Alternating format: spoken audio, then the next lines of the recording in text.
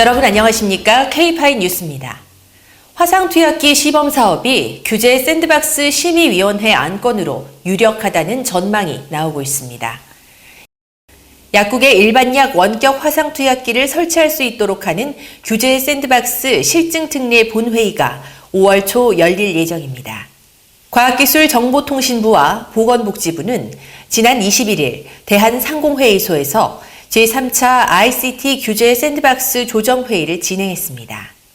이 자리에서는 대한약사회, 3R코리아, 보건복지부, 규제 샌드박스 민간위원 6명과 소비자단체 1명이 참석했습니다.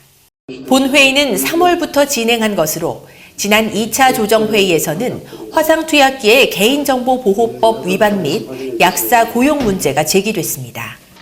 이에 3차 회의에서 지난 2차에서 지적된 문제점들에 대한 업체 측의 보완 내용이 발표됐습니다.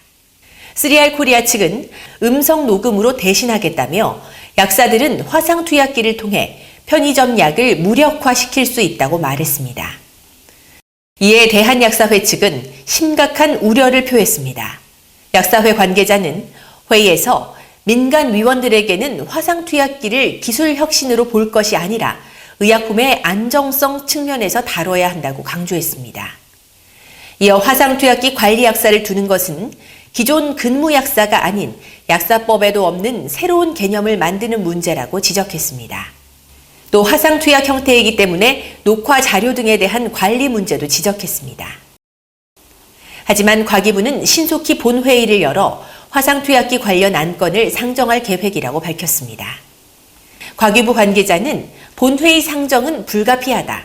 여러 차례 약사회와 3R코리아 측 입장에 접점을 찾지 못해 추가 회의는 무의미하다며 5월 초순으로 상정할 계획이라고 말했습니다.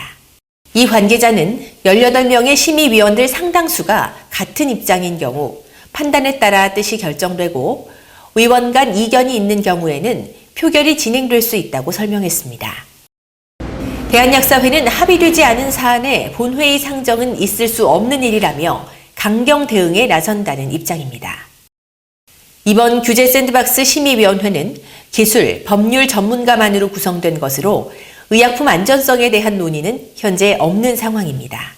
그럼에도 정부는 이후 추가 회의 없이 심의위원회 상정에 표결에 붙일 것으로 예상되고 있어 이에 따른 약사회의 강경 투쟁이 어떻게 전개될지 귀추가 주목됩니다.